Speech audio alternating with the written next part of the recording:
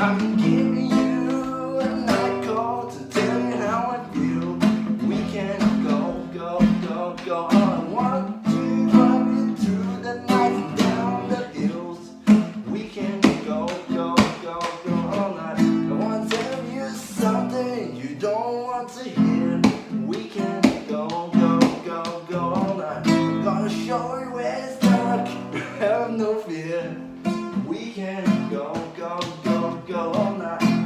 There's something inside you. It's hard to explain. And they're talking about you, boy, but you're still the same.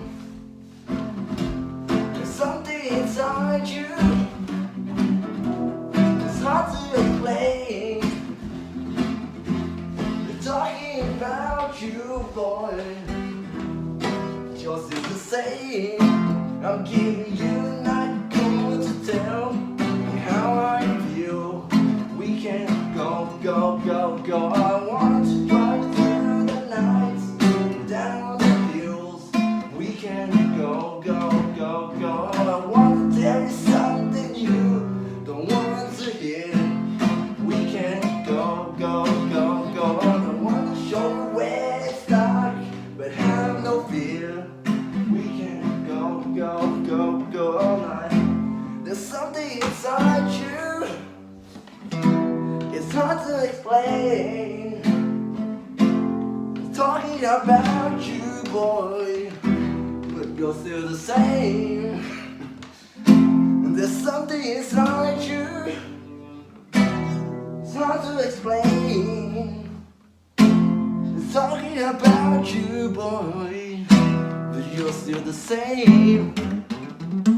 So last night's shift was actually a lot better than I had expected it to be. I got to sleep for at least 1 hour during my break, which is an achievement so far because I've never managed to sleep during my break during night shifts. So that was good. 1 hour.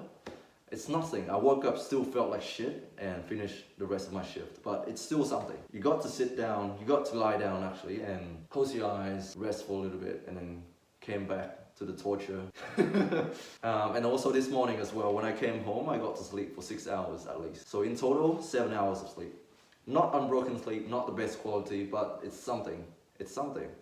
You can probably tell I'm a lot more vibrant, a lot more animated today. Don't get me wrong, I'm still feeling like shit. Night shifts are brutal, man. I don't know how long I'm gonna last. Hopefully I don't have to do this for the rest of my life because as you already know, I'm a morning person. I do stuff in the morning. I'm the most myself in the morning.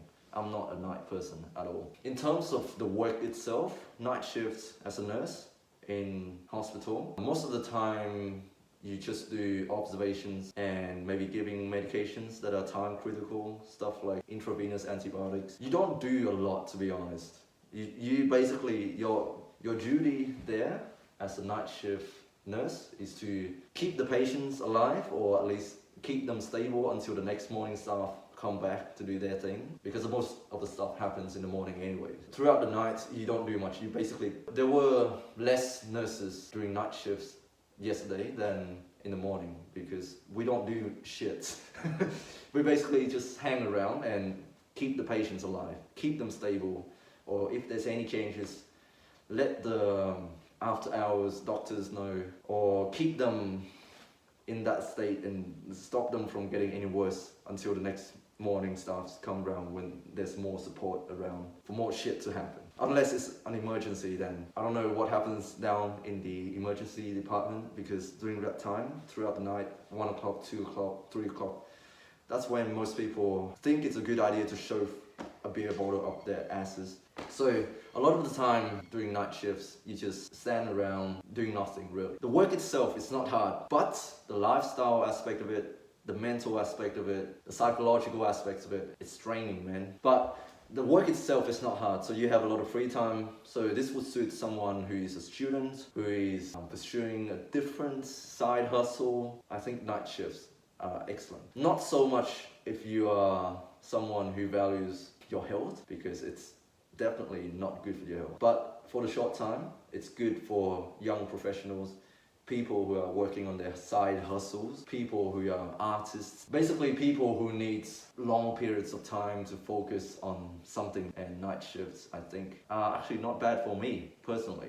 I'm a single guy, I don't have a family, I don't have children. It's great. It's the time in which I can probably spend to myself, engaging in creative endeavors, artistic stuff that I actually enjoy. I'm not saying that I don't like nursing. I love helping people. That's why I'm making these videos. But I also like to work on these things. So anyways, last night I got a lot of free time, so I went on the computer. My close friends, they probably know about this, but I'm gonna tell the world about me now. I used to be a mental health patient. I was a patient, and I am also a nurse now. So that, I think, gave me a special perspective, some fresh insight into how, I guess, patient a lot of the time operates. Because I wasn't the best patient. When I was sick, when I was mentally ill, I wasn't this man that you are seeing here. I was very unpleasant. Yeah, I was quite mean and draining. I can't imagine how the nurses, doctors, all the specialists looking after me would have felt. Maybe they've dealt with my kind before, but I just felt sorry for them because I wasn't the best person to be around.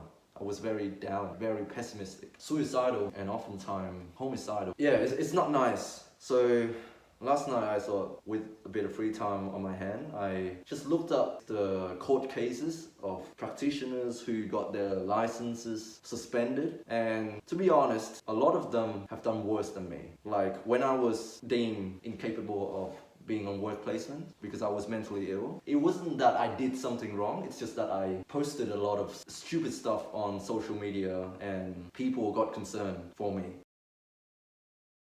And that's why I got reported. And so now I have to do sort of like mandatory reporting, meet up with psychiatrists every 6 months or so that they assess me and then provide feedback to my regulatory board, the board that oversees all the healthcare professionals here in Australia. So yeah, that's my experience. And so I was a patient at the same healthcare facility that I am working in right now. So my history or my details are on the same registry. So I thought it would be interesting to look back at my own healthcare records and see how I was. I can assure you that I am not breaching any laws here. I'm not sharing my own health records with anyone. I'm just sharing my experience. So yeah, it was interesting looking back at my healthcare records and see the kind of stuff that I've been writing while I was institutionalized, when I was in the mental facility. I drew a lot of pictures. And it's interesting. It's been a while since I last saw these pictures, and they're just amazing. It's amazing what your mind can do when you're hurt. It's amazing what sort of things you can come up when you've been traumatized, because these are all powerful emotions. And I think a lot of artists, a lot of famous artists, a lot of successful musicians, they got to where they were because of their interesting life experiences. They were able to harness all of these negative emotions into their art. I'm not saying that this is sustainable or healthy, to be traumatized, to constantly being put in situations in which you felt hurt all the time. I mean, life is suffering.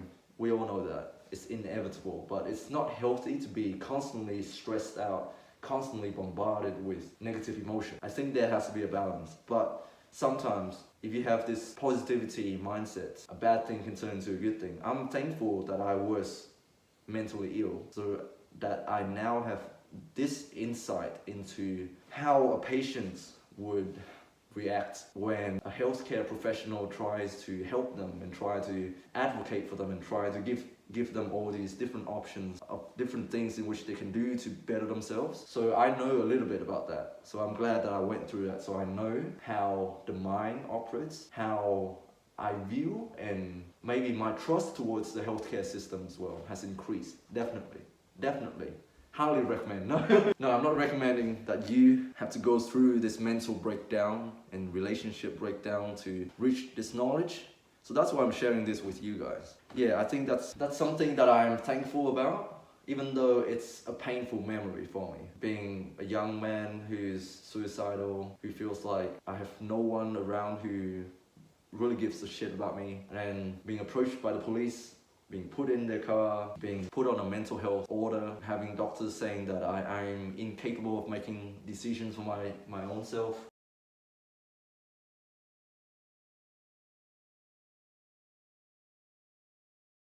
Yeah, all these experiences, they are traumatic, but they make me who I am today, and I am thankful for that. Anyways, guys, I hope you are having a wonderful day. I love you all with all my heart and all my soul, and I wish you would go out there and you will live your life to the fullest. Okay, life is beautiful. It really is. I'm not saying this to be positive. It is beautiful in its own tragic, rich, colorful way. And with that, I want to say thank you. Stay strong, God bless, and I'll see you next time. Peace.